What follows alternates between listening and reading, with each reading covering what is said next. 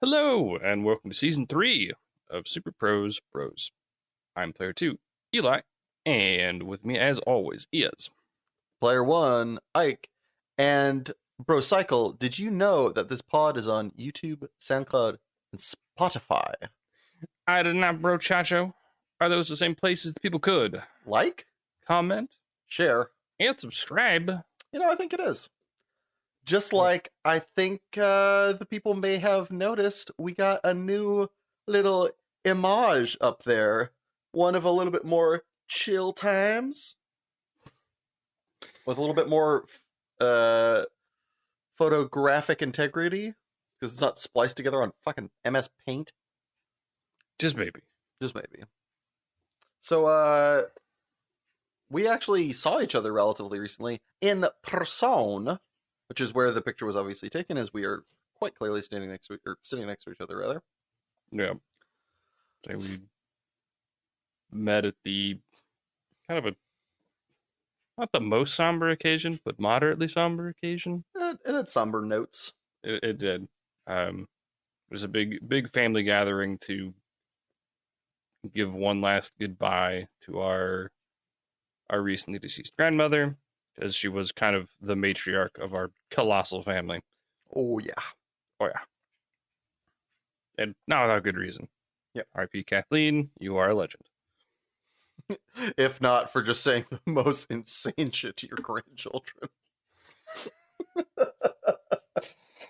I mean, listen, late crazies aside, she was still dope, but... Oh, no, she was dope. It was just like, she had no problem saying just the most cap shit you've ever heard. Just the thing that she said to you when you're like, Grandma, can I get you anything? Yeah.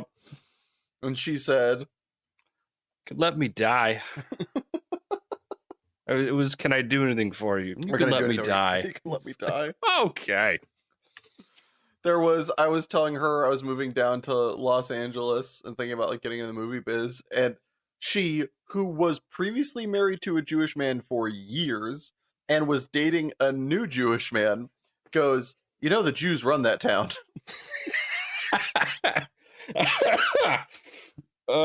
Thanks, Grams. Love ya. I'm gonna go now. Like, what the fuck, lady?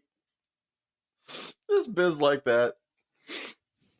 I didn't know that one. That's outstanding. It's like, I don't think she's racist, just given her, past relationship history, but also that's some fucking whack out of pocket shit. I mean, I guess when you're fucking like 89 and you're on hospice, you just kind of get a pass to say whatever the fuck you want. Yeah, I mean, it wasn't an indictment, and she's not wrong. There's a lot of bigwigs that are incidentally Jewish in this town. I don't think she was making like a comment on, and they drink your blood, or you should like do a thing. It was just like, yeah, they run that down. It's like, she's not like way off base or anything like that. You're out of line. You're out of line, but you're right. Yeah. Don't be saying the truth to me like that. That's not okay. So there was that, which also coincidentally might be, sadly, probably the last time for a hot minute that we see as many family members in one place. Yeah.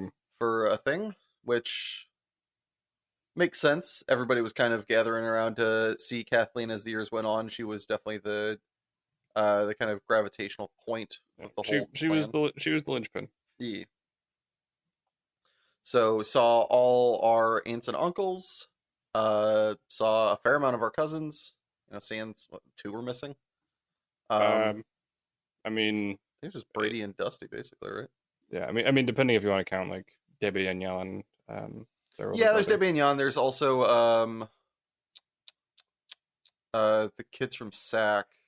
They're not like related. They're as related, right? They're like related by marriage. Oh yeah. Rowan and Alan.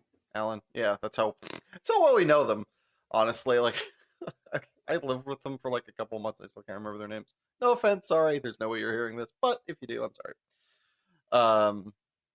But yeah, other than that, like everybody was there, and then some other people there. Are uncle once removed. Is that how you say that?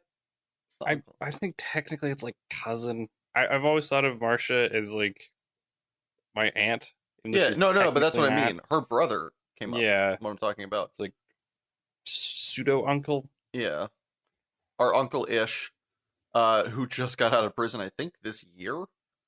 This year or Uh, last year, yeah, this year, like but fairly fairly recently. recently. Yeah, came up looking real good.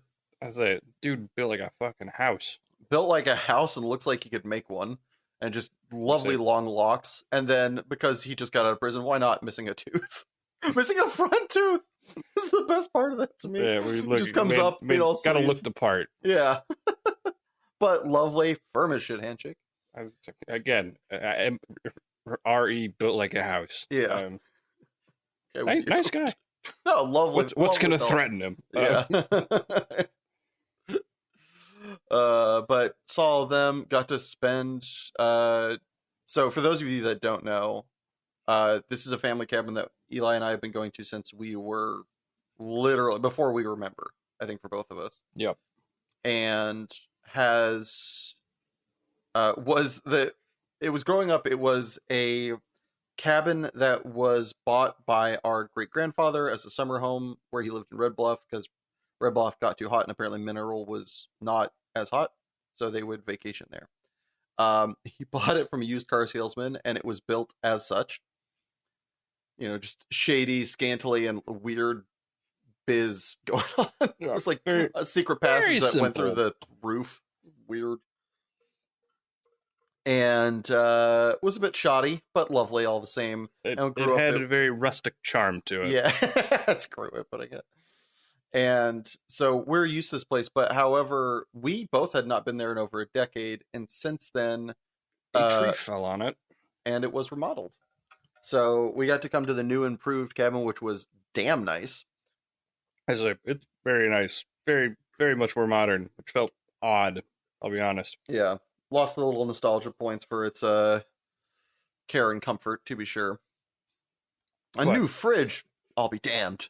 Yeah, like my new commodities, like its rooms were much more coherent. It had way nicer furniture. For the most part, the table sucked, but it needs a better table. The table was sad. Like there were still some things about it that felt the same. It still had the porch swing and like the balcony. If it Yeah. lost that, I think I would have just not recognized the building anymore. Yeah. Also, I would have Um, been far less interested in returning. Which that sounds kind of goofy for anybody who isn't us and knows that porch swing. I think is amazing. That's a choice. I want to steal it. Yeah, definitely. If I ever own a home, it's gonna have a porch swing somewhere. I'm gonna find someone to replicate me exactly that porch swing. I don't even care that there's like people could say there's nicer, more comfortable porch swings. Don't give a fuck. I don't want the porch them. swing I want. I want that one. Yeah, exactly. But got to go up and do that. Got to have also, on top of seeing all our family, finally putting Kathleen to rest and just seeing the old cabin for the first time in a hot minute. Hopefully not as long until we all can see it again, but that is not really up to us. I would say that's a whole different can of worms we won't get into. Yeah. Not bad one, just weird one. Yeah. But we got to spend a lot of time with our family, talking to our cousins, which was lovely, playing games with each other who we rarely see in person. We see each other twice a year tops, usually once for like, the better part of a week, but still only once. Yeah. So it was nice to play games with the fam. However much I did get shit canned, and I think all of them. Like, I don't think I won. No, I won one round of guillotine. That's all I did. The rest of it was just losing. I just could not beat my way out of a box. It was terrible, but lovely at the same time. Got decimated in rat screw. Tee. But I think one of the things one of the things I most loved about the trip was just being in the car with you and Dad for like 3 hours. Yeah, it was good. I haven't just hung out the three of us in quite a while. Yeah, So that was cool. just shooting the shit. It did not feel like 3 hours at all. We were just like talking. Occasionally got into serious topics, but a lot of the time just talking nonsense and just making each Yeah. other laugh and kind of throwing barbs here and there. It was great. Dad got sufficiently ganged up on. Oh yeah, as Yeah. he should. Fuck him. Fuck that guy. Love you, Dad. And then to end our excursion, we saw a car accident. Oh yeah,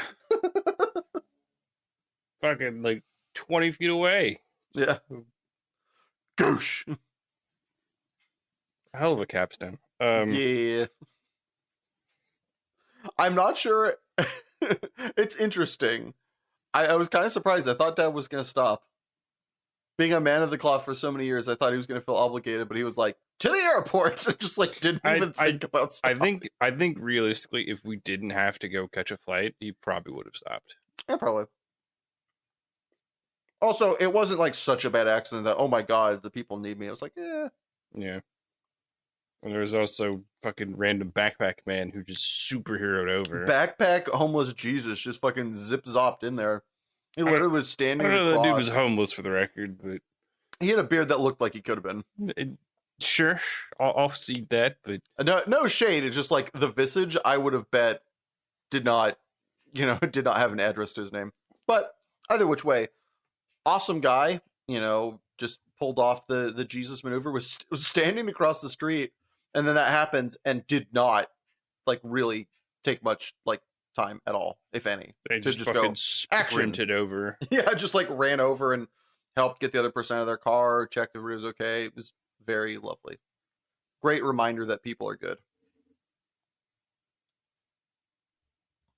Since then, as it has been still many weeks since we parted, because we parted, it's been like 2 weeks, Something like that. like almost two. It's been 2 weeks to the day, because we both flew out on the 22nd. Eh. Yeah, this is being recorded on the 5th, which is the day after my birthday. I am now the I'm gonna try to say in Spanish, but that's too much of a dad move. I am 36 years young, ladies. Sanjurokunan. That's in Japanese, I presume. Yeah. Yeah. Yesterday to celebrate my birthday, went out and won a Magic tournament, so that was sweet. Solid. Let's go. Fucking nailed it. Yeah. I if my opponent wasn't such a whiny bitch, I was gonna tell him after I beat him, because like first place was, the prizes were as follows. Hold on, I'm gonna look this up. So it was a 20-person tournament with a $20 entry fee. Mm-hmm. Top 8, if you finish 5th through 8th, you got nothing. Wow. If you finished 3rd or 4th, you got 25 in-store credit. If you finished 5th or 2nd, you got 15 in-store credit. And if you finished 1st, you got a card that sells for market price $300 online. Wow, there is a slight discrepancy. hard discrepancy. Wow. If you're not first, you're last. Like, Yeah. God damn.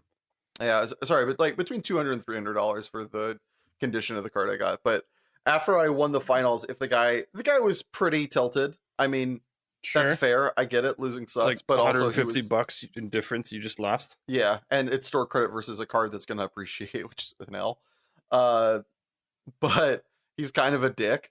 So I was tempted to say, like, if he wasn't in such a bad way, I was gonna say this is a condolence and like I was gonna be like, dude, you didn't have a chance. It was my birthday. Like, the gods conspired against you. But he was like, just like being like, oh, like the way he conceded was like, all right, Isaac, you win. I was like, all right, fucking chill the fuck out. Like, what the fuck are you doing? Calm down, sir. Yeah. It's But a banger birthday present, though. yeah, it was a banger birthday present. And the night before was also equally great. Hung out with the homies. Went out to this awesome place in K-Town. If you're ever in Koreatown in LA, I'd recommend Dan Sung Sa. It's got great food for pretty decent prices, and the vibes are amazing. I would recommend probably making a reservation, although that isn't necessary, but it does save on waiting. It's just, I drank my favorite drink out of a teapot. It was not tea. They have a like soju. What? It's soju it's yogurt soju that's like, it's sweet yogurt fruit soju, and it comes in a teapot, and you just pour it in like a shot glass. It's great. It's Fucking Everything crazy. about that sentence does not mesh with me. Well, good. I'll drink all of yours. Have fun, buddy. I did, and I will. Uh, Other than that, the only this is gonna sound bad, but it isn't, and it is. I've seen multiple doctors, and I found out what is in quotes wrong with my back, and it's not something that they should do surgery for, but it's also something that there isn't really much to do except injections, and injections have massive diminishing returns, so I'm staying away from that. So I've been recommended to get massage, don't get chiropractic work, get acupuncture if you want to, stretch, and take lots of ibuprofen. The end. Two doctors have said that now, so that's my lot in life. Wow. Yeah. Well then, Yeah. go hot yoga. I don't know. Does that help? I don't know. Yeah. Yoga's just stretching. Oh, I think yoga. Quick tangent because I can. Sure. It is our podcast. Yeah, the whole thing. Like so many people talk about yoga as this spiritual thing. Fuck off. No, it isn't. I'm sorry. No, it's not. It is, however, probably very good for your like physical being, and Oh yeah. stretching is good. But shut up with it connects you to God anyway. What you had going on since we last met, bro? Um, I've been, I've been living alone while Artemis is over in Dubai again. So she comes back this week. Yay! Woo! Um, You get to be a meat pillow again. I do. It's one of those things where like sometimes I kind of hate being ensnared by my wife, but now it's like not here. I'm like, but I've become accustomed to my trappings. exactly. It's like, but I want it back. I need to go back. You're like an inmate that goes back to prison. Yeah, exactly. Like I'm conditioned. I'm institutionalized. So this is that. And I want my cats to have fucking someone else to cuddle with because my lap has been a goddamn battleground for the last like 3 weeks. Dude, they take shifts, and sometimes somebody doesn't want to wait, and so they'll hop up. And it's like there's no room at the inn, Mary. And so the cat on my lap will like bite at the other one. It like starts. It almost turns into a fucking fist fight over my lap. I'm like, calm down. If I lay on the couch, I will literally have one cat on my feet and one cat on my chest. Like I would just be pinned by cats. It's outrageous. Otherwise, I get to take my stupid PMP exam, which is kind of nice. I resubmitted the stupid application because I was looking for an excuse to not. And then when we were at the cabin, Anne talked about how it's really nice to have a good project manager. And I'm like, fuck, I gotta do it. I've got to at least give it the old college try. And Oh, this you're time gonna go back and do the test. So I resubmitted the application to take the test, and it got audited again. And so I was expecting it to get declined again, and then they're like, "No, it's approved. Set up a date." So you did it. So yeah, so I get to take it coming next Saturday. I will take it online. Oh, okay. So Yeah. now, Jesus Christ, this process is a pain in the ass. So, okay, Giant pain in the ass.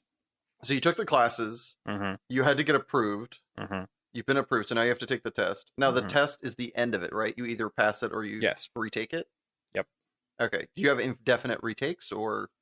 You have a window for retakes. Sure, but you don't have to get approved to do a retake. You can just retake it. No, not as far as I know. I don't. Okay. I don't know if you have to resubmit an application to retake it. And then once you pass it, you just have it. Yep. All right. Cool. Jesus Christ.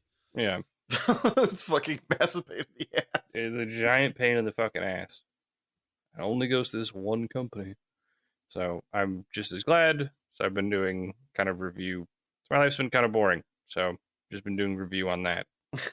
Yay. Because I don't want to throw away like $1,200 getting this stupid thing. Wait, what? The class is $700. Taking the test is $5. Oh my God. I know. I hope that pays dividends moving forward. Jesus. Yeah. I mean, the biggest thing is that it's very transferable. So. Oh no, I presumed as much. It sounded like effectively like a title you'd put on the wall, so to speak, right? Yeah, I mean the certification is good for like 4 years or something until they want you to re-up it. hopefully at that point I don't have a need to, or I'm just established enough in a position where they're not going to question it. We'll see. Is that okay? You would need to re up to like keep it. Yeah. Hmm. Weird. Hopefully the re up is just like making an application somebody can sign off it. You don't have to retake the test, but I probably. hope so. Yeah. I'll look into it. I'll burn that bridge when I come to it. Anyways, Well, speaking of burning bridges, yeah, so what are we talking about today? as it's going to come out later because this will be November, probably 18th when this comes out. I think, if my math is correct. For us, it was just Halloween, just the other day. So we figured, got to give them monsters some lovin'. You gotta know how that sounds. Yeah, that's why I said it that way. Okay. Freaking nature. Yeah. And so we are talking about, and like to us, one of the more important things in a good monster movie is the reveal. How you first see that monster and the impact that makes on you. So today we're only focusing on the positive, but we've got 3 groupings of the ways in which we believe that good monster reveals happen. The first one being a good dramatic effect where it's just like, whoa, in your face, where you're like, bah! And dreadful buildup where you're just generally shitting your pants for a while until it's over. Sorry. Interface like what? Bah! Oh my god, he can replicate it. Standing. I was guessing that was the sound I made. I was so in the pocket that I didn't know. Close. I was like, what sound would I probably make? All right, this one. So on the first one for good dramatic effect, what we got, Broskinkowski? All right. First up, it is kind of I'm gonna say an anime classic at this point, but it's hard to ignore. And that is Attack on Titan. Notably, and it kind of works with how the Titans create, and they kind of just pop out of nothing, which makes for good over the top drama. But the Gargantuan Titan is just hard to ignore. As he peers over the wall. Yeah, I say in part because he's, as it implies in the name, he's fucking gargantuan. I think it's actually Colossal Titan. Anyway, he's huge. Motherfucker's huge. And he stands like 80 meters tall. Like, he is outlandishly large. And in charge, like Eldebarge. You're welcome. You made me snort my bagel. Nailed it. Got him. But it happens infrequently and so abruptly that it has such, and it carries with it this massive connotation and kind of terror. Dread. Yeah, it's this immense spike of terror. And I think one of the great impactful ones is the second time he shows up. Because fuck it, the first time it's just this inevitability and like, oh dear God. And the second time, just this middle finger to Eren, where he's like positive because he's we could, we're actual members of the fucking guard now, and boom, and he just pops up behind the end boss shows up at level 1. Yeah, you're like, just, what the fuck? Yeah, like, hey, you just graduated high school, kerpow, here I am. And you get it's just a giant face in the background. Like, deal with it. It's this overbearing, overwhelming, almost inevitability, it feels like. And it's so cool in the context of that universe. You're just like, oh, fuck. Because it's not really like startling or alarming, but it's just this, oh, fuck.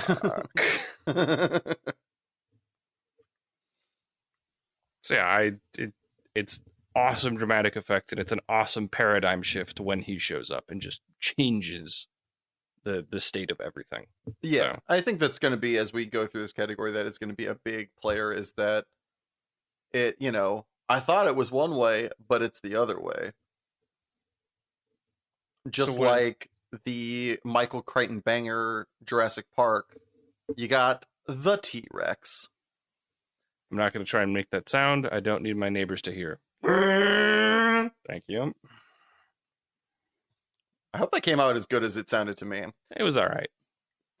Okay, fine. 7 out of 10. My birthday was yesterday.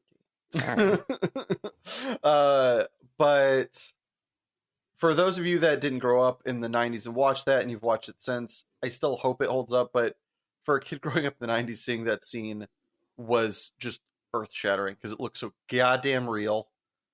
And you could put yourself in the space of those kids being in the back of that car and just being like, the fuck do we do now? Other than get out of my own piss. Like, what the fuck? Like, velociraptors are scary, but they're like biker gang scary. You can conceptualize them. Theoretically, you can get away from them. Maybe with a gun, you can shoot them. You could at least pretend to fight them. Yeah. Not that. Yeah, they're of the right size. You're like, all right, maybe I can fuck with them. Maybe like a shark, I can boop it hard in the nose and it'll go, Mah! And just skitter off. I mean, at one point, they kick one in the face. Like when they're slipping through the ducts in the kitchen. They're just like kick in the face and it goes down. Like, Mah! Yeah, like, yeah. But not like the T-Rex. No, the T-Rex, you just look at it and go, shit. It's just so like, this isn't what I signed up for. I didn't think the planet worked this way. Does now, bitch. Like, get eaten on top of a porta potty. Like, I don't know what to tell you.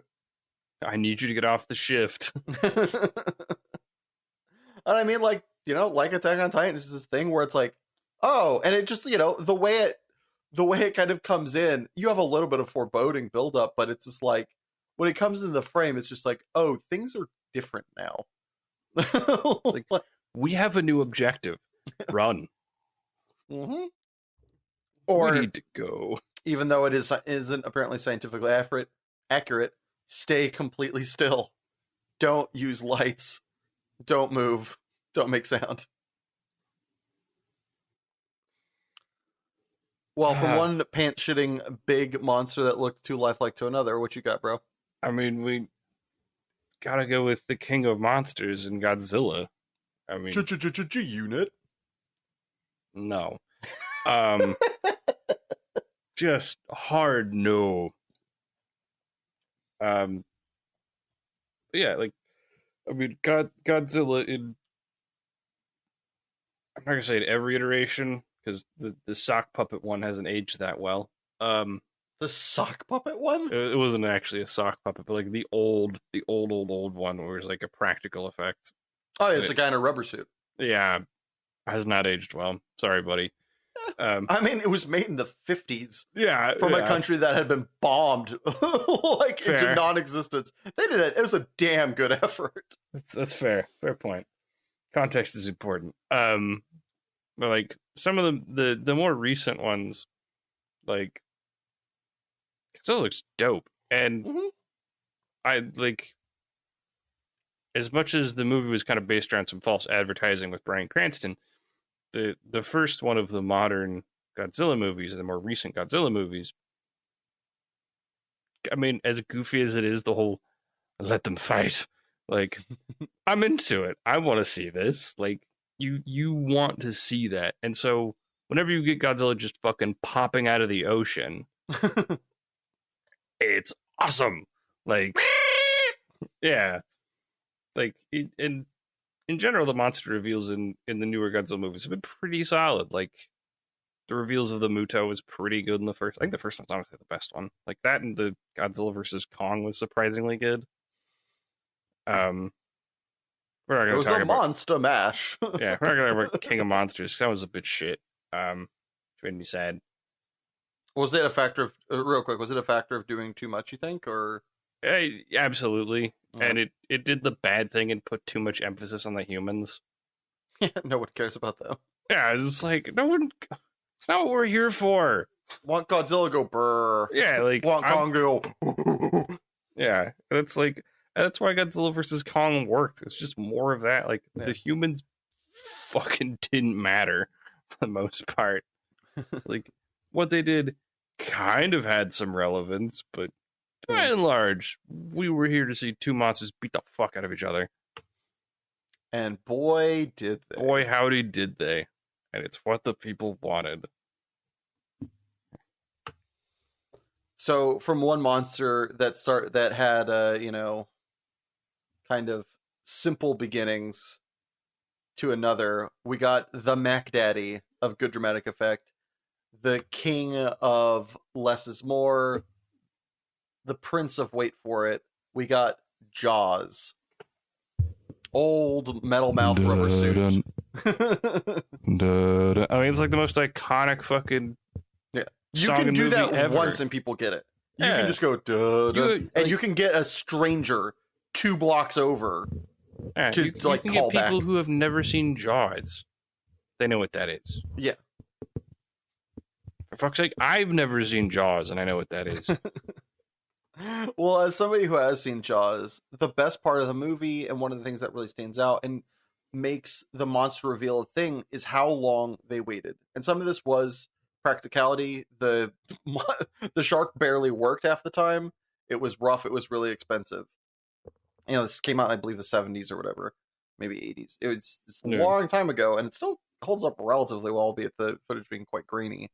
But the story's great. The monster reveal is stupendous because they set up when you don't know what lies beneath. All that you have to go on is your imagination and your fear. And when those two get cooking in the kitchen, fuck. Your boat sunk before you took it out to the ocean. Like, I mean, just that idea of like, it goes back to this notion that the scariest place is the human mind. And when Yeah. we're afraid, we just turn up the amplitude. So what you get is Jaws, where I believe it's like the monster isn't revealed for over an hour. You see the effects, you see people die, you see the fear, you hear the screaming, but you don't see it. And that is just peak genius. Also, the fact they go with a kind of constant. I think it'd be interesting to go back and look through these, but they go with a constant in Jaws where the person that knows the most dies, which adds to the scare. Hmm. Like when the expert eats it, it's like, fuck.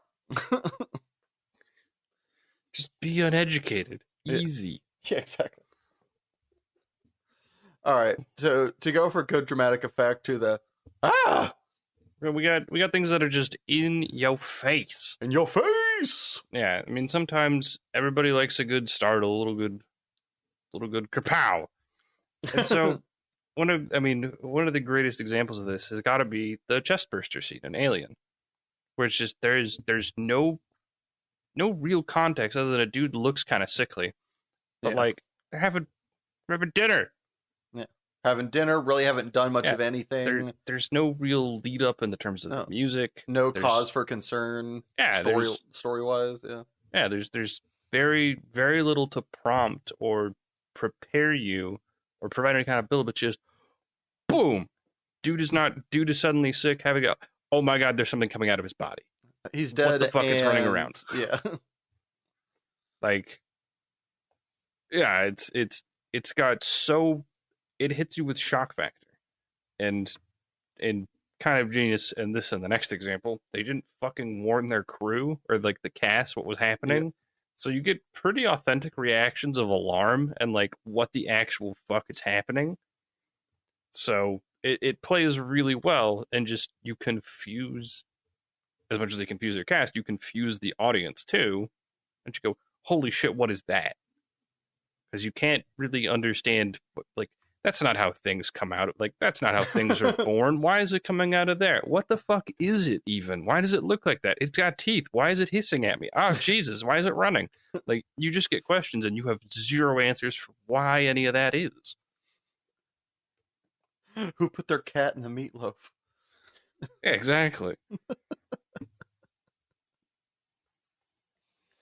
Well, like my co-host noted, they didn't know on the set of Alien that was going to happen. It was very much between John Hurt and then the crew, but it wasn't for the ensemble crew, if you will. That none of the other actors on set knew about that was going to happen.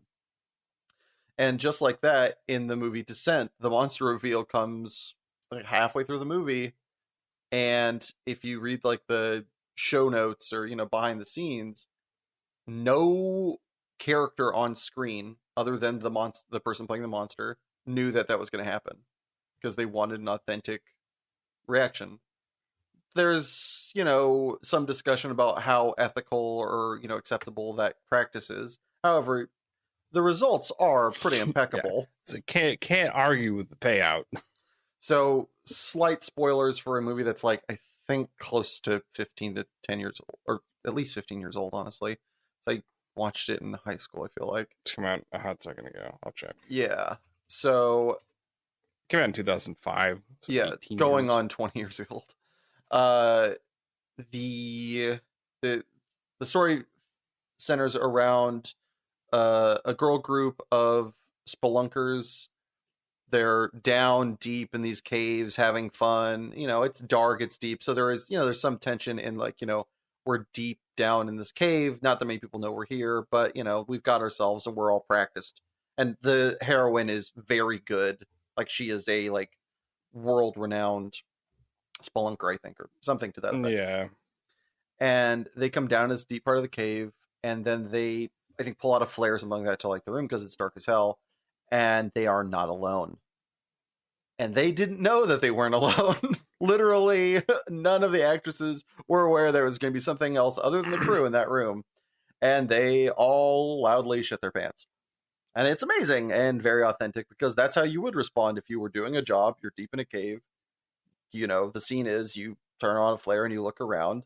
And then suddenly there's a thing there that you weren't told was supposed to be there. Just like it was a dude with aggressively sharp teeth covered in blood. Yeah. Yeah. Just your friendly neighbor. Oh, it's Greg. Oh, that's just Greg. Don't worry about it. Yeah, just like that. That was their response. But it's one of those ones where it's their screams and their shock can't. All you can do is match it. You could never beat it. It's just that was perfect. Good job, nailed it. Sorry for your suffering. Thanks for the result. Sorry, not sorry. I mean, like, yeah. So it's interesting. A brief aside, if we may talk about this, Skosh. There has been some discussion, and in like Hollywood, and with other persons that are smart around me about this kind of thing, and it is kind of an interesting thing to talk about. Well, they're actors. You paid them to act. Why do you need them to have a real response? So much of their career is making them conjuring something and making it look real. Like that's like the idea of acting is that you're supposed to make it look authentic, through your craft. That's your job. Why do you need to do it this way? Which is a very interesting point. But then you have on the set of Napoleon recently, I think they did this better.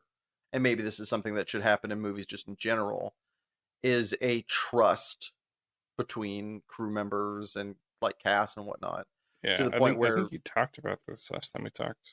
Yeah, Joaquin Phoenix and his co-star, who they've co-starred a couple times, and they are both very good and know each other and have a personal relationship, said, "Hey, you can do whatever. I trust you." And like they're just going to, because there are some heavy scenes between Napoleon and his wife, apparently in this film, and they're going to go for it. And they wanted the people that I believe both of which have won Oscars or of the type that would, said, "Hey, you can," like they didn't think they needed to plan this. So I'm thinking the better way to go about this is to trust each other, have conversation about, look, shit may happen on this. Don't worry, we got you. Everything's going to be okay. But know that you're going to be shocked and surprised, and trust that we've got you. But also, because I think I would imagine that even if you say, "Trust me, I got you," that helps the back of your brain, but it doesn't help the front. So like in the descent scene, even if they've been told, "Hey, we got you, everything's fine," even if they turned on the light and turned around and saw that, their initial reaction would still be, "Holy fuck!" Yep. As I say, your natural reaction is going to shit your pants. Yeah. But it's the afterward. You're not going to feel like offended. Yeah, you're not going to feel blindsided or exactly. What the fuck, dude? You're going to be like, "Oh yeah, we talked about that thing. You did say something." Yeah. It was in the contract. Well, something that we are contractually obligated to talk about is anime, as we are both of the weeb variety. I mean, to be fair, I've already hit anime, but Hit um, it again go in back the to the well. face with a bat or a baseball, actually. Go back. Parasite has a really strong cold open. I gotta say, where it's just someone's head splits open into like tentacles with teeth, and they just eat another person's head. That's the first 60 seconds of the show. Like that's a hard cold open. Gotta give it to it. And it's a lot of like, I don't know what to do with that. I don't know what to make of this. Why did that head just do that? What the fuck? And then it goes from that to just suburban home. What? No. As you do. Yeah, dude, dead person, head eating thing. Well, go back to that, please. What was that? And so there's kind of, it does a lot of the stage setting of just kind of, oh, things are different now. And you don't get to ignore it. It's too in your face. The other one that I appreciated and gets to carry a lot of alarm with it is the reveal of Gateau. Oh, is that where he goes into the mob boss's place and just throws dicks? That too. So I guess he gets kind of two because you get to see him do that and just kill a shit. He just kills a room Well, of that's like not gangsters. Gateau, right? That's Mickey, right? No. That's Gateau. Oh, both of those are Gateau? Okay. Yeah. It's not Miggy. That's Gateau, and then he changes faces. Oh, okay. Or not. I didn't mean Miggy. I meant Mickey. For some reason, I thought there was. Anyway, it's been a while. Yeah, but no, that's Gateau. He just walks into basically like a yakuza clubhouse and just kills everyone. And like at one point, someone puts his sword in his head, and his eye rolls backwards to look at the guy. Just like, And then comments on it like he's doing a speed run. Like, dang. Yeah, he counts how many times he gets hit. Yeah. And he gets like hit 3 times. Yeah. It's like shot once, hit with a bat once, and like sword in the head once. And he just doesn't care because he's functionally immortal. Yeah, and the other, we don't know why. The other chunk of his reveal is when Migi like wakes up because she just told she needs you to run, and she wakes back up and she's like, because she says there's 3 of them chasing us. She goes, there's 5 of them next to us. And he goes, there's only one person. She goes, I know, he's all of them.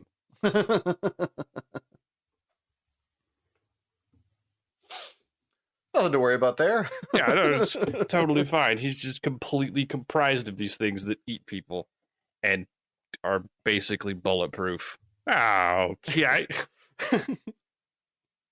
Yeah, like they get on a truck and Gateau chases it. And gains on it. Yeah, like he catches up to it. Like the only reason they get rid of him is because they hit him with a car. Like she basically steers the truck because he's hanging off the side, and so Migi grabs the steering wheel and jerks it into another lane so that someone hits Gateau off the side of the truck. Yeah, with like a semi or something. Yeah, and he just like gets up. He's like annoyed. He's like, damn. Yeah, he's like, that hurt. And he just like eats the driver for sustenance. Like, fuck me, I guess. Like, the amount of like random bystanders they rinsed in that show is hilarious. yeah, there's just so many people who just like, oh, you saw something you weren't supposed to. How? Get worked. I guess. Yeah, so I appreciate the outlandish reveals in that. It's just like, oh, okay. Fuck me, I guess. The world is different now. Yeah, exactly. And not in the way I had hoped. Everything is different now. Yeah, but both ones just kind of break your existing idea of logic for the show and its own kind of internal consistency. And I appreciate the stage setting it does for it. What's our last one that's kind of in your face? In your face! 28 days later.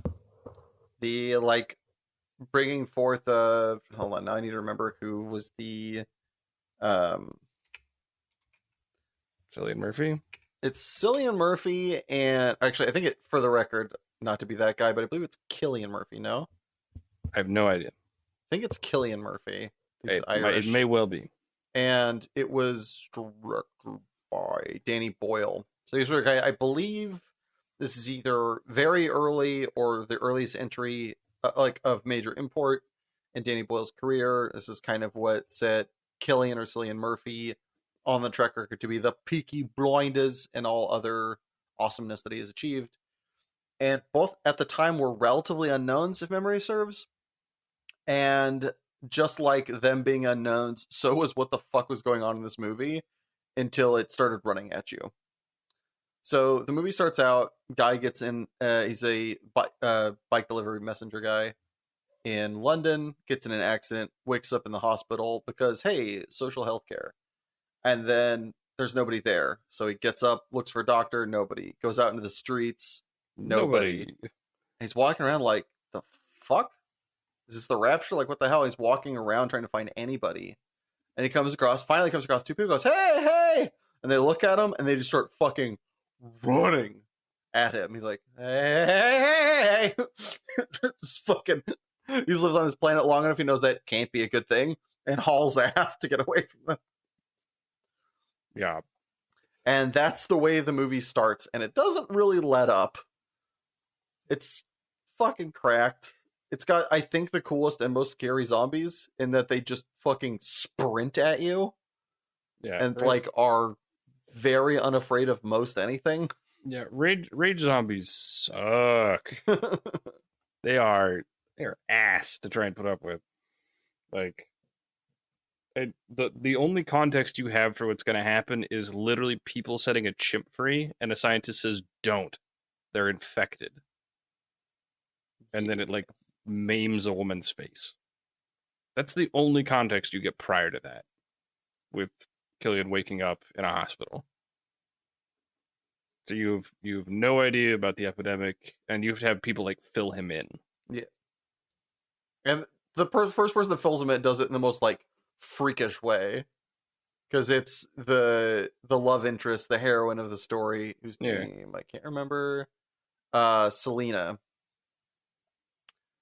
So like he comes across Selena and her partner in crime, and like they end up saving him from a couple zombies. I don't remember if it's the first two that chase him, but it's some of them that he comes across. They end up saving his ass, and then the other guy gets bit, and Selena's just like, "Sorry," fucking ends him. Yup.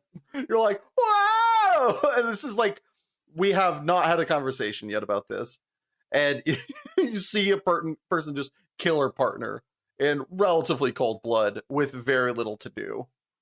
Yeah, it has made people harsh. Like, god damn. In just 28 days' time, boy, did we revert to our primitive selves. Yeah, and you get to, man, the movie really was really good.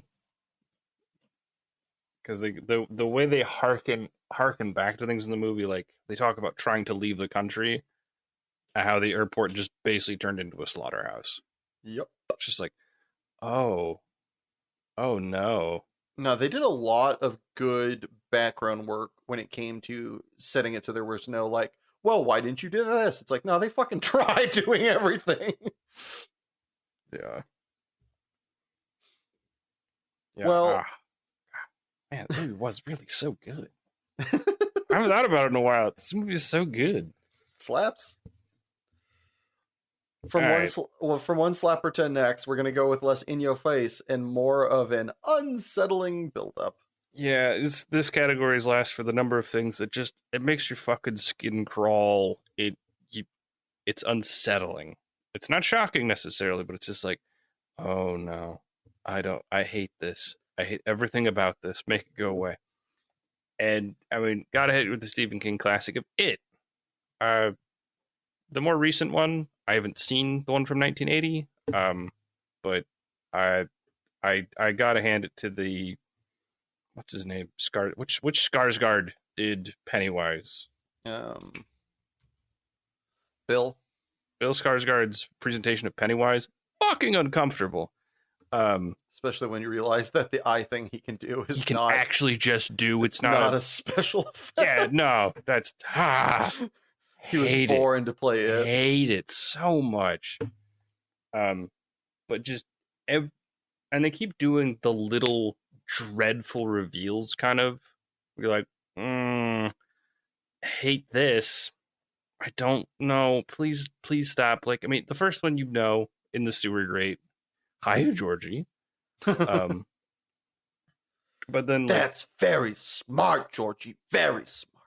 yeah, and then just like he kind of pulls the boat back, and it's like, please don't. Don't. Oh God, teeth. Um, just chomp and drag into the sewer. The we'll all float too. Yeah, we all float down here. Yeah, where he's Oh. in the water in like Mike's basement. Like, yeah, no. Yeah, there's so many little instances of that where it's just so uncomfortable, and you fucking know, and it doesn't matter. Like I think the best one is probably the movie projector, where he invades their garage through a fucking video they got from the library. And like For some reason I'm reminded of those 90s, like you wouldn't you wouldn't copy a car, would you? piracy is a crime. Yeah. Oh my god, that is something only 90s kids will ever understand. Yeah. But yeah, like, and like they can't turn off the projector. And it just keeps running automatically as like the balloons move and Pennywise is just there because fuck you. Like, because he can. And like despite them trying to turn it off and like they unplug it and everything and it just won't turn off. Just it's an inevitability. When it's powered by Satan, it don't turns need out a power source. Satan's a pretty solid generator. Yeah, it's this awful inevitability that keeps happening, and you just can't get away from it. So it's fuck you, Bill Skarsgård, you freak of nature, your weird eyes. Speaking of weird eyes, in the movie It Follows, the only way you can tell that the monster is who the monster is, again, slight spoilers, but I think the movie's like close to a decade old, is the way the eyes of the creature are. As a viewer, the characters can't really tell because the characters are a little stupid. They're kids. They get it, whatever. It's a horror movie. People are dumb. It's a horror movie. People are dumb. These people are smarter than your average horror movie guy, although one of them is a simp. The way the movie ends is a little like, it's got a little too much simp energy from like a writer or director. We're like, all right, dude, we get it. You didn't get laid in high school. I feel you, but like, come on. But the premise of It Follows is that it is effectively a stand-in for like a venereal STD? disease. Yeah, it's like, it's something you contract by having sex, and the only way to premarital sex. Is it premarital sex? Yeah, it is. Oh, that's really. I did not know that. I did not realize that one, but it's really weird. I feel like they should not have included that if that's the case. That's probably not. That's again just Jesus simp energy off the chain. However, the idea is such that if you have sex, the monster then follows the person that you had sex with. If they have sex with somebody, that's how you get away from it, so to speak. That being said, once and if it kills the person that it follows, it comes back to you. You effectively just make the chain longer, but it just starts at the end of the chain and works its way forward. There's no way to like really stop that from happening. It's just to get further away from it. Yeah. And the movie does a really good job at explaining itself without ruining itself in the first scene. Memory serves, it's either the first or second scene is a guy apologizing for having sex with a girl and tying her to a chair. And then showing her what the monster is and explaining the predicament that he's put her in. It's like, you're a fucking asshole, but also very informative. So it's just this girl in a chair. He doesn't leave her to die. He just like shows it to her so she knows what's fucking going on and doesn't think he's like out of his mind because he's trying to get away from it. So he wants her to get away from it as well. Just like more proximity of safety. Yeah. So the opening scene is this girl being chained to a chair, and you're like, dude, what the fuck? This guy's crazy. And then you see this human not walk and move like a human could, but not like a human would. Yeah, and they're it's just this kind of awkward like, shamble. yeah, it's the shuffle, and it's the idea of the whole entire point of this, I think, and it sounds like it's an allegory now, especially it's premarital sex. It's the idea that if you have sex out of wedlock, a STI comes for you, and there's nothing you can do to stop it. But the way it ends up being made in the movie of just this inevitability, this thing that will just happen. There's nothing you can do to it. You can slow it down, you can impede it. You can't actually ever rid yourself of this problem. Have fun, kids. Use protection. I don't know. It's like, it's just like so horrible. That'd have been so great if at the end of the movie it just popped like a logo for Trojan. Yeah, the awesome thing, it would have been so much more cringe, is if at the end of the movie they just have protected sex and the monster just goes, yeah, and it's like ceases to exist. Like, Trojan, man, my only weakness. Ba ba da ba. Durex, no! That'd be awesome. My only weakness, a thin layer of latex. To go from one Speaking of horny high schoolers, yeah, to another, took the words right out of my own mouth. As much as I feel that Stranger Things has fucking gone off the rails a wee Just bit, a lot. just a bit, kill your characters. Fucking kill some of them. You only have so much screen time. And Make you've it got count. a lot of fucking characters. Just Yeah, roll a die and pick one. listen, Play it like D&D. Let Hopper die. Don't fucking don't kill your own sacrifice. Come on, man. Anyways, my own personal frustrations aside, the first season, awesome. I think it is one of the greatest monster buildups. I'm not gonna say ever, but it's First season's a banger. First season absolutely bangs, and the slow build up for gathering information about what the fuck it is so good. Like the weird mucusy bullshit, the first chase where you don't actually get to see it in the first episode, where it just eats a scientist in a fucking elevator. And you just, the elevator opens and it's just empty afterward. To the scene with Will, to them trying to get photographs of it, to the splits in reality and not being able to explain why or how it's interacting or phasing through, to the deer being yanked away in the woods. Like, there's so much good pretense and build up and so much time where you're not allowed to fucking figure out what in God's name it is or how it operates. And then you finally get the payoff when I just blanked on her name.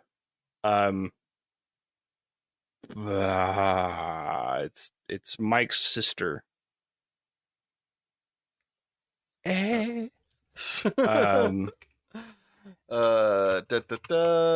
Wheeler. Thank you, Nancy. When Nancy is yoinked into the upside down unwittingly, like she crawls in unwittingly, and yeah, she's like just it. like going away from. She's like hiding from the demo, right?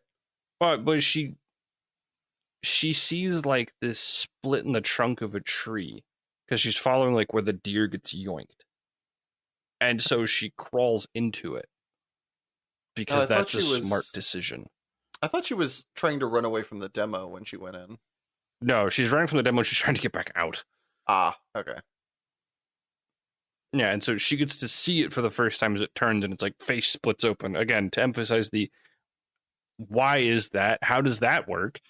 But I mean, that's like 6 episodes deep. Like, there's a long time where you don't get a good visual on it.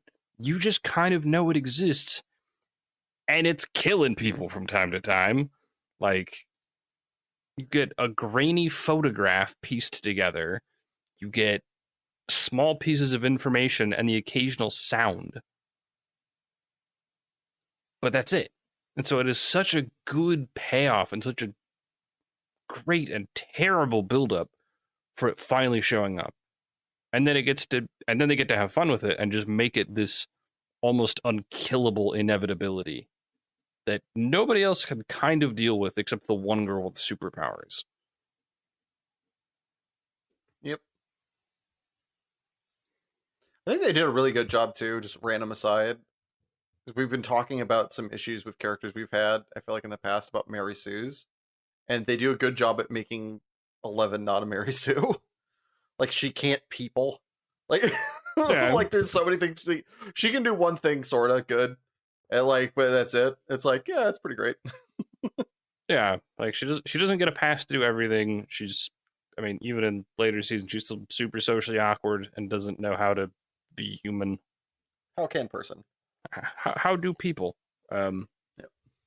Classic trauma. Well, speaking of classics and trauma, we got the last one on this entry with the dreadful buildup, which is Shelob from Lord of the Rings.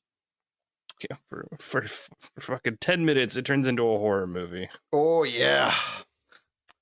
For those of you who haven't seen the movie, you should have by now, because it's again about 20 years old. It's weird to think about. Yeah, it is, right? So in Return of the King? Is it Return or Two Yes. Towers? So it's actually in Two Towers as far as the books go, but they show it in Return of the King. Okay. You've got Samwise, Frodo, and going Schmeagol. going through Isengard. No, I'm fucking that up. Isengard is Saruman, right? Isengard is Saruman's. So they're going through like They're taking the stairs. It's the pass of Minas Morgul. Oh yeah. How do I remember these things? Nice, good shot.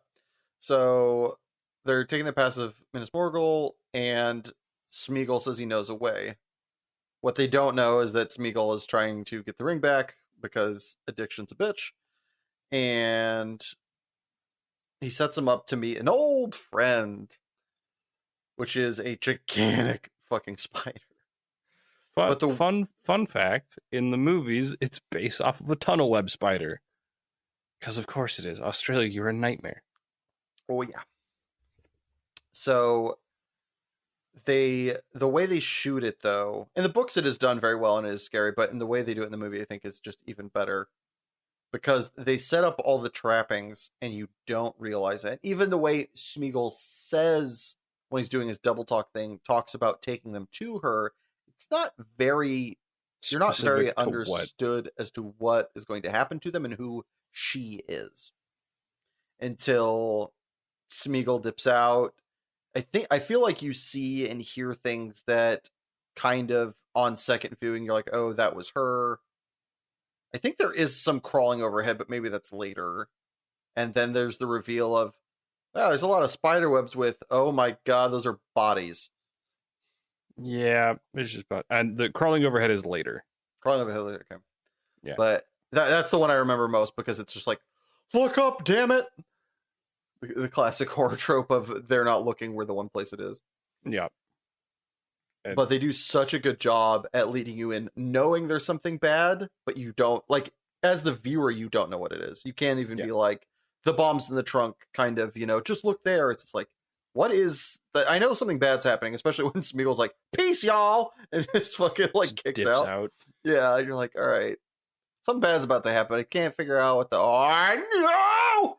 Especially if you have any amount of arachnophobia. Just yeah, it's the great reveal of it too is that he's got like a lantern in a bottle, and he turns it on, and you can see in the background a pair of giant spider legs that kind of tap the ground, and then the rest of it comes into frame as it walks forward. It's like, oh no, please no, God no. I hate everything about this.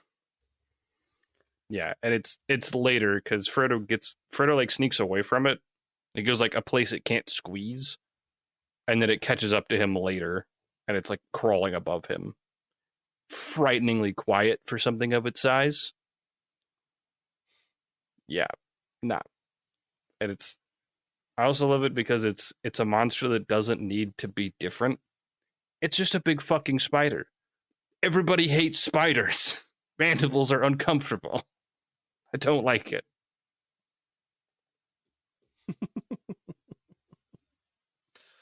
Well, other things we don't like to do is send y'all to ad break, but we gotta to pay the bills because these things clearly don't come cheap. See you in a bit. Don't you enjoy thinking about how things could always be worse? Isn't it great to look at a hellish wasteland and think, well, thank God I'm not there? Don't you love watching some other sucker struggle against the odds to survive while you're just sitting happily on your couch? Let's talk about some post-apocalyptic movies. Be it a cataclysmic flood, debilitating absence of water, or a genetically engineered plague run amok, these movies are packed to the brim with no shortage of human-made consequences our heroes will need to overcome just to make the slightest bit of forward progress. Beset with dangers and fraught with desperation, you can watch survivors in a hellish-drenched nightmarescape kill people senselessly as their humanity erodes away before you. But don't worry, it's just a movie. You don't have to think about the philosophical and moral dilemmas too hard that they face. It's just fiction. So go on, enjoy the end of the world at someone else's expense. Warning, thinking too hard about these movies may enlighten you to the grim fact that humans may be hurtling towards one of these outcomes ourselves due to corporate greed and a lack of empathy. Dwelling on this for prolonged periods may lead to malaise and an increase in political posting on Facebook. So what have you got to recommend for people? Yes, a week. Yes, welcome back, everyone. Also that. So this is a bit of an oldie, and I was reminded of this because our trip with Dad, I think this is when I was staying with Mom and Dad. You were, living your life like a normal person. Watch The Last Dance is a bit of an old wreck at this point, but The Last Dance is a 12-part, some amount of episodes documentary about the Chicago Bulls, especially Michael Jordan and his, kind of time there, especially the last championship they won. Mm-hmm. And the way it's organized and like set up, the storyline build up, come down, all of that is just phenomenal. Even if you're not a Bulls fan, I would highly recommend it. If you like the sports balls, it's busted. It's really good documentary filmmaking with a great, kind of storyline, epic. Mm-hmm. Also just reminds you of how insane you have to be that great. It's a great reminder, because I feel like, I don't know about you, but me growing up, you had this idea of greatness. You're like, oh, I want greatness. Everybody wants to be great. Why would you not want to be great? You get to be on TV. People love you. It's awesome. And there have been a couple times in my life. I think the first time was I was watching this. They on like ESPN Classic, they had this hour-long, kind of. It was honoring a past golfer, somebody who died in like a plane accident, like an in memoriam kind of. Everybody's talked about their fun times with them, times they enjoyed them, as just like a kind of way for all the golfers to collectively say goodbye and for ESPN to mildly monetize it. Sure, whatever. And one of the guys talked about how they're leaving the course, and he didn't have a good, I think it's his caddy. It's like, yeah, he didn't have a good, run at that tour, whatever like that. He was kind of pissed. And some fan walked up and goes, "Hey, can I have a signature?" And he goes, "Of course." He's not in a good mood. But he's like, "Sure." Yeah. He signs the thing. The guy's like, what I wouldn't give to be like you, to be that good. And the guy just he stopped and just looked at him and goes, "No, you fucking don't." He goes, "Yeah, I would." And he turns over his hand and he goes, you do 1,000 strokes at the driving range until your hands bled. You do, you'd go out the night before and you'd look at every single green, just goes through all the things that it takes to be at his level. And the guy was like, oh, and like slunk away. And it kind of like killed his dream a little bit, but it's like, yeah, that's the reality of greatness, is that it takes everything. You don't get to be the best without giving it everything. Yeah. Living in LA, that's become much more obvious to the people who are just like, this is what they do. The ones who do the amazing thing, that's all they do. And it's so true in The Last Dance. Listening to Michael Jordan talk about, one, how insane he is. There's literally a reel you can find online that somebody made as cut just from The Last Dance of when Michael Jordan's like, when he basically went beast mode on somebody. It's just like, yeah, that's all it took. Like this one little slight against me, and I was like, yeah, fuck that guy. I'm gonna ruin his day. I'm gonna ruin his career. And literally, it's just like it's the through line for the whole entire series is Michael Jordan going, "Oh, you think he's the best? Okay," and that's all it took. And I was like, Jesus Christ! Like people can like think good things about other people. Apparently, not when Michael Jordan's around. Like, be damned if you get to like think good things of this person. They're gonna fucking get owned. Like literally, one of them is like, I wasn't voted like player of the year. Oh, you think this guy's better than me? Okay. And then just like fucking destroyed him. It's like, yeah, Michael Jordan's a psychopath. But also, to be Michael Jordan level, to be the GOAT, you have to be that. Like, Yeah. Since watching that, I've seen a lot of stuff about Kobe Bryant. Awesome. Love the guy. He has a great mentality, good understanding. Wasn't as vindictive as Mike, but still was a psychopath. He trained 4 times a day, like every day. He'd wake up, train for 2 hours, get breakfast, train for 2 hours, take a break, get a light lunch, train for 2 hours, take a break, light lunch, or like snack, train probably with the team, and then go out for dinner, and then do it again. It was like, yeah, he's the best because he wanted it better than anybody else. And that's what it takes, is you have to want it so goddamn bad, and you have to be gifted and lucky. It's like, yeah, you have to be crazy to do this kind of shit. That's why when, like, after watching The Last Dance, hearing about all this other stuff, when you see somebody, like, do something crazy that's either a sports guy or a movie star or something like that, I'm like, I mean, it's not acceptable, but I get it. You've devoted your life to this thing. You don't know how to people anymore, let alone, like, and then there's the pressure added on of, like, living in the United States and being famous. But it's like, you have to be crazy, and this is a great way to showcase it without being, it's not an indictment of them. It's something that you notice if you're paying attention. Yeah. And it is a great historical piece talking about just a really good job at storytelling of it ping-pongs back and forth between the beginning of his career and the end of his career. Like, it starts off with, like, when he first started at the Bulls, like when he was in high school, college, and then it talks about his last season. And it does that throughout the whole entire series, kind of like building up his career to that point and building out from that point simultaneously. It's really amazing. I would highly recommend it if you like the Bulls or basketball at all.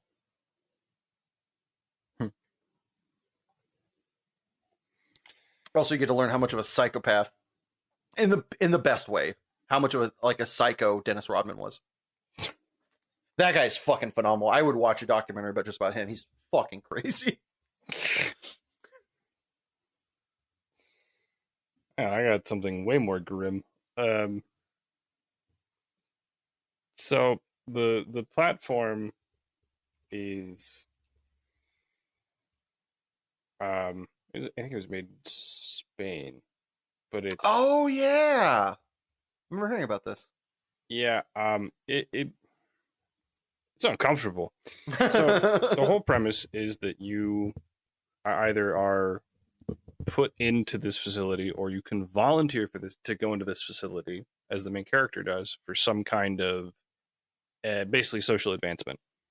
And what it is it's this giant prison that at the top there's this platform that's in, so your room is this square with a hole cut out of the middle that just goes fucking down a long ways. And there is a platform that comes down every day with food. And you get X amount of time to eat, and then it will leave. And you cannot store food. You cannot take anything and keep it. Otherwise, it cooks you alive or it freezes you. One of the two. You're not allowed to keep food. And depending and every month, they will change what floor you're on. So depending how close you are to the top, depends how much food you can get. So if you're at like floor 90 or lower, you probably don't get anything. Turns out when you fucking start starving people, they go crazy. And they get to grapple with the idea of like, do I eat the person next to me because I want to live? There's a lot of that. There's a lot of talk about humans eating other people. It gets into some very interesting philosophical arguments about humanity too, because and trying to make people better, because it's hard. It's a hard ask. It's a hard knock life for them. Yeah, it's savage.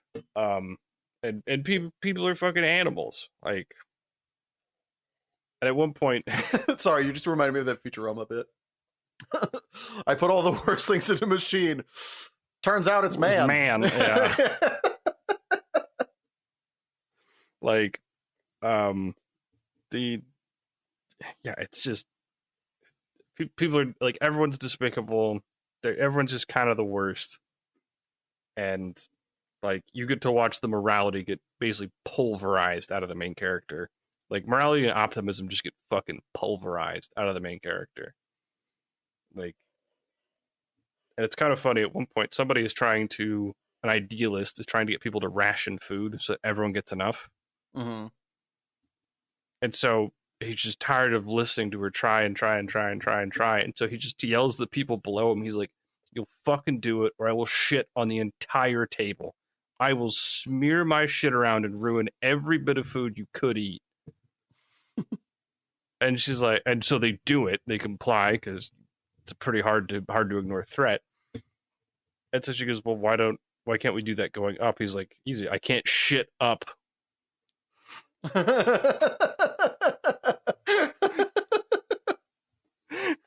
I can't shit up. It's so funny, but it's like, I can't threaten them. I have no leverage. Them I can shit on, literally. Yeah, it goes down. Yeah, trickle down fecalnomics. Yeah. But it's rough. It's really good. It's rough, and you get to watch the main character go kind of fucking stir crazy.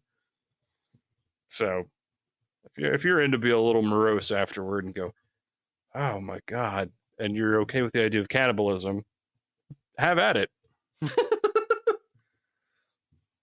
Yeah, but it very much fits in. Like, there was an interview that I listened to where someone talked about starvation.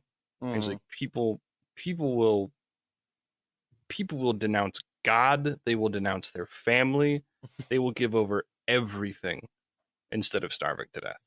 Yeah, human survival, hell of a thing. Yeah, it's like, and starving to death will break people that could not be broken by anything else. It's just like, holy shit. Yep. Yeah, and so it's very much in that vein. So it's that's really good. Well, speaking of cannibalism, have I got a song for you? That's not a teaser. I don't know what it is. There is this awesome song called Lotion by the Greenskeepers that makes reference to a certain film where lotion is rather a mainstay. You got to put it on the skin. Got to put it on the skin, lest you get the hose again.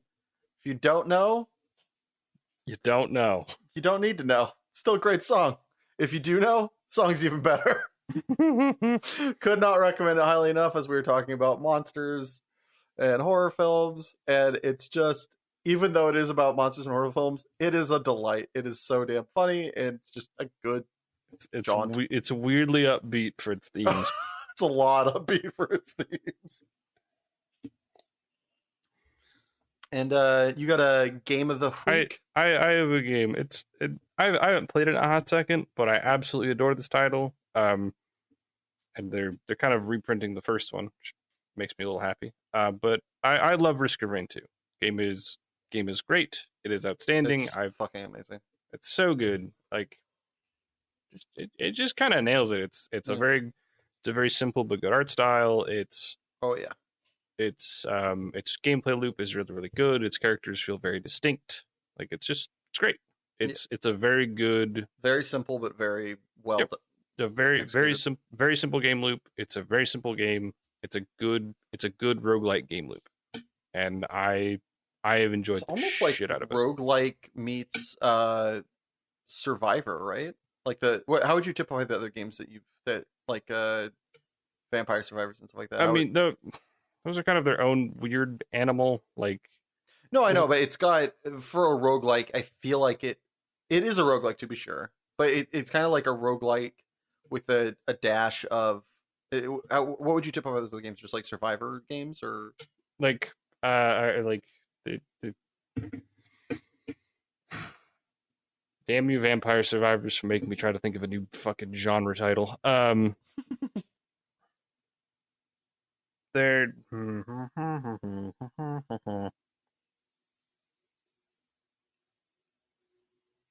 They're they're more like kind of reverse bullet hells. I think is like the best way to typify them.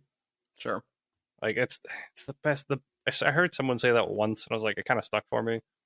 Yeah, Risk of Rain is not that. It's a more traditional roguelite. Like I would say, I don't know. It's great. Go just fucking look it up on Steam. It's like $15. Yeah. Um, It's dope. Would recommend. 10 out of Yep. 10. and they are remaking the first one, and they're adding some stuff to it, and they're adding like new people. And I didn't really play the first one very much, so I'm actually kind of Are they I'm very remaking the interested. first one to look like the second one? they're not. They're keeping the same. They're doing it 2D. Like 2-bit? Yeah. Yeah, so they're doing the same like 2D 8-bit art style, but I think they're overhauling some of the stuff in the game. Okay, So, cool. yeah, so it should. I didn't play the first one much at all, so I think I played like 4 hours of the first one, maybe, like 15 years ago. So it's basically totally foreign to me. So I think it'll be cool. And with that recommendation, that is our episode. Thank you for tuning in. And if you enjoyed this, please feel free to Like, comment share, and subscribe.